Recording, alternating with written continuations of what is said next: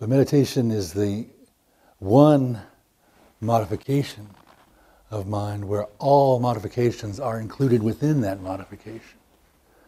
This is where the value of continuousness arises. By maintaining the thread of continuous attention in the sphere of meditation, we begin to link up these different points of cognition. And rather than being isolated events, we begin to connect the dots. And when we do so, we push back the curtain.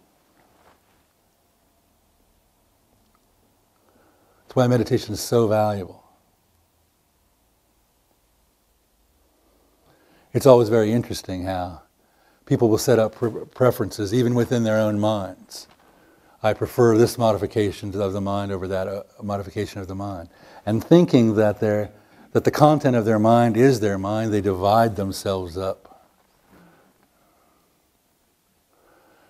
And a fractured structure is increasingly weakened by its fracture. And in opposition of that idea, integration, where all parts work into each other, a level of power greater than the sum of the parts is generated. This is what meditation is about.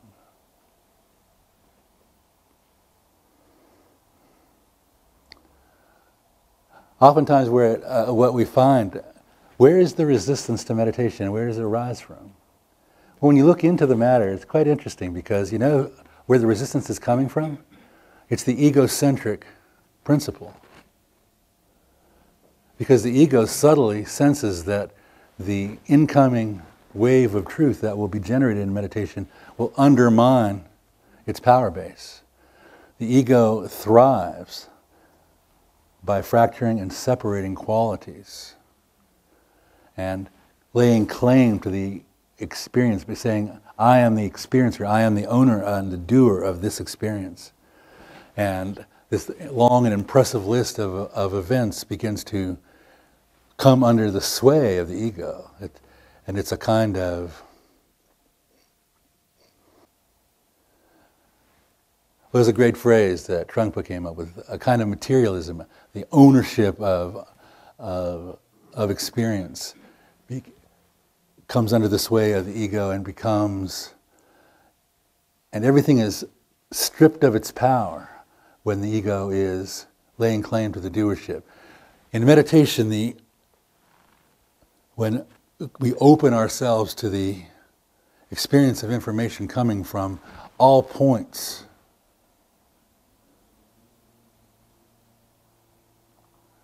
of cognition, the accelerated potential of the ever higher spheres of cognition, as well as awareness of the ocean itself. And it sets up a mini struggle. I watch people, I've been teaching meditation for a long time. And when the onslaught of the information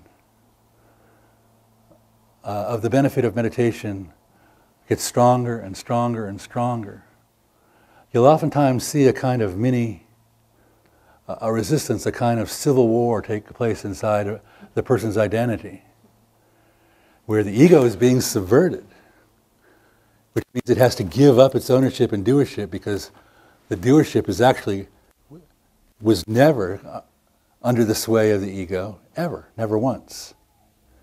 It is actually the moon to a greater sun. When you look up at the moon, you see that beautiful light.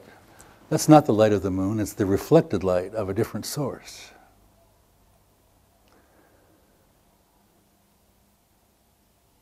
And the egocentric I, which dwells in the mind, is the same thing. It's a reflected light. But it's staged a kind of palace coup and has currently laid claim to the throne. And says, I am the doer of all these things. And as we begin to move up through the cognitive levels, we start the processes of the various stages of concentration, picking ever more advanced objects of concentration that help draw us out of our kind of trap of basic cognition. There'll oftentimes be a rebellion staged by the ego because its nature is being subverted, and so you'll feel a kind of resistance.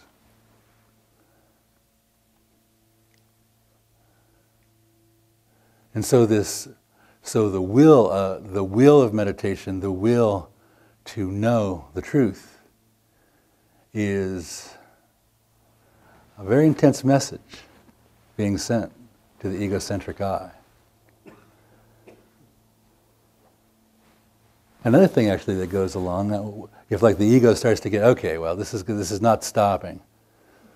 So then the ego changes its tactics, and it starts laying claim to your meditation experiences. It says, oh yes, I am great.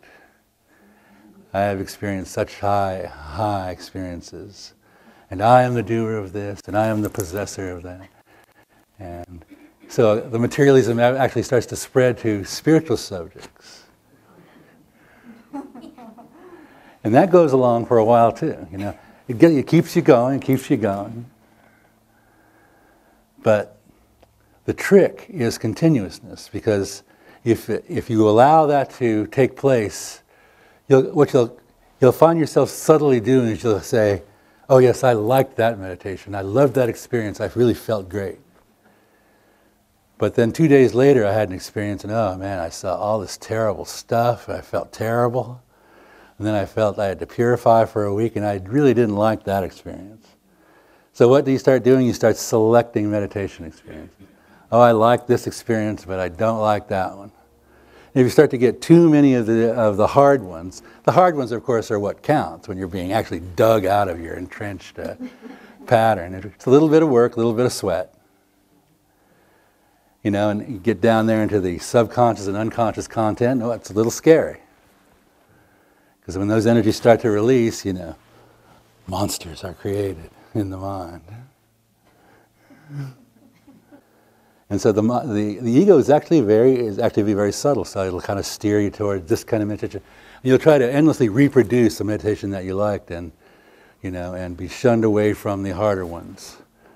You know, and that works for a while, but the trick is if you continue to meditate, not even that will continue to work.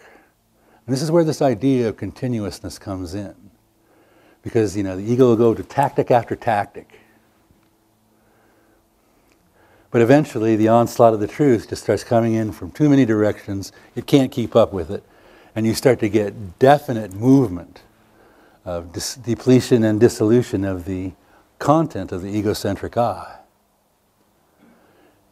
And this, more than anything, is one of the ultimate values of continuous meditation, where you're dealing with, in other words, you establish your meditation practice. You know, it's just like when you want to learn the piano or the violin. If you really are serious about it, you practice the piano every day, and you see improvement. Same with meditation. And you have lots of subtle issues in meditation. It's a very profound and vast and subtle subject. And the experiences are quite genuinely.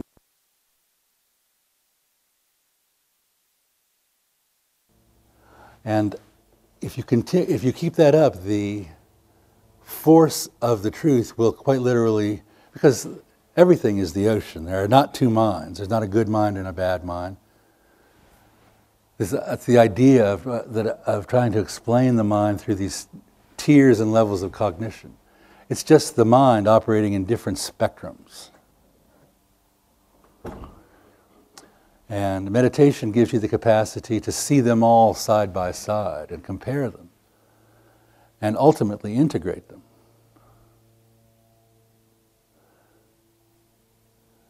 All of the dynamics of the components of light, and especially all the dynamics of the component of darkness, what we call our unconscious mind, which when all is said and done is actually where so much of the driving energy, the driving power of your nature is held.